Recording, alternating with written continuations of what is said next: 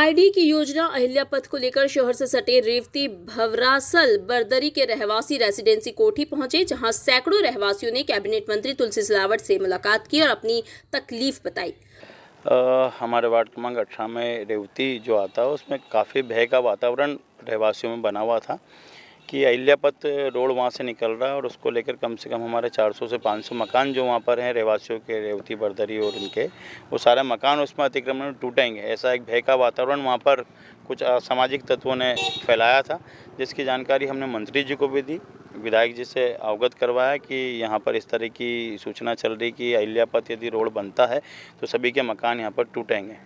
तो मंत्री जी ने आज सारे अधिकारी गण को, सीईओ से लेकर आईडीएस से लेकर सभी लोगों को यहाँ पर बुलाया और बुला के आज हम काफ़ी संख्या में 500-700 लोग रेवती से यहाँ पर आए थे। मंत्री जी ने बुलाया और सारे अधिकारियों को अवगत कराया कि रेवती और बरदरी में यदि भी कोई भी रोड निकलता है तो बिना विधायक और पार्षद के संज्ञान में लाए, रहवासियों के संज्ञान में डाले, उसको काम को आगे नहीं बढ़ाया जाए, पहले उसको संज्ञान में ले जाए ताकि किसी के मकान और दुकान किसी की टूटे नहीं।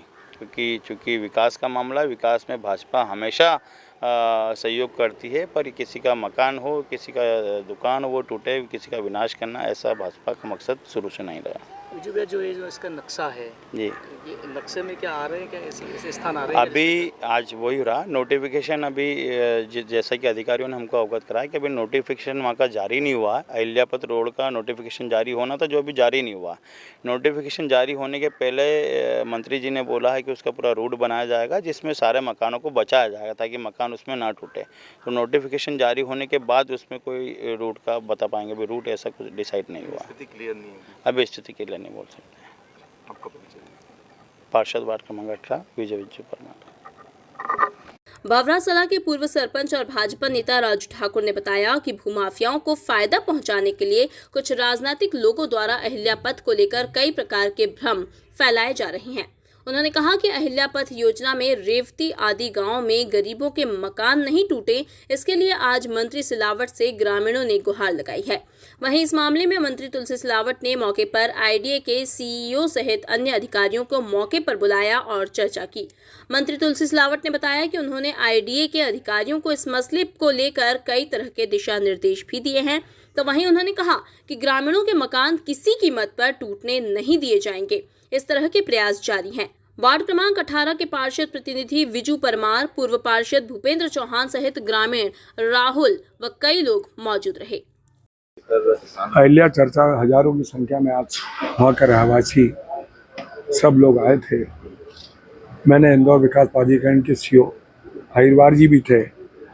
हमारी सरकार का विकास और प्रगति का संकल्प है। अहिल्या पर विकास हो, प्रगति हो, उन्नति हो, पर गरीब को, किसी को भी कोई कहानी नहीं हो, कोई कठिनाई नहीं हो, कोई दिक्कत नहीं हो, ये सरकार उनके साथ है।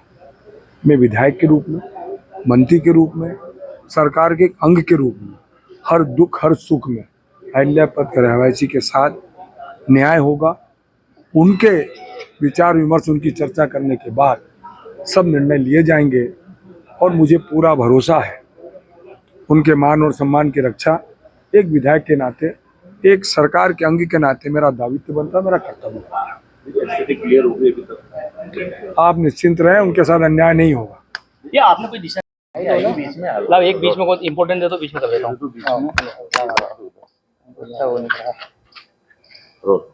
ग्राम रेवती को लेकर कई तरह के अहिल्या पथ को लेकर खबरें चल रही है, उसको लेकर रहवासियों में किसी तरह का आक्रोश है, थोड़ा सा कंफ्यूजन भी है। तो आज मंत्री सिलावट जी से मुलाकात करने के बाद क्या स्थिति बन रही है? अहिल्या पथ में क्या मकान टूट रहे हैं या किस तरह का आश्वासन मिला? नहीं, मकान वगैरह टूटने वाला तो कोई विषय है ही नहीं।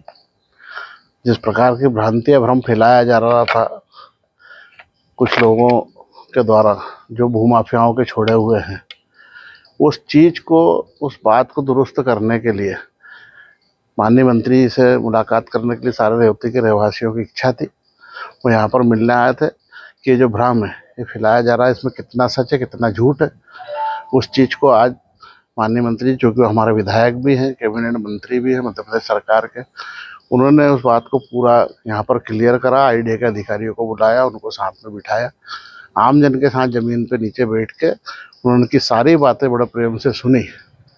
और जो 2008 का नोटिफिकेशन जो आईडिया का है वो नोटिफिकेशन के बारे में भी जो IDSCO साहब ने बताया माननीय मंत्री जी के समक्ष बैठकर, उन्होंने ये बताया कि ये जो है इसमें बहुत सारी चीज़ें जो हैं वो संशोधित होंगी।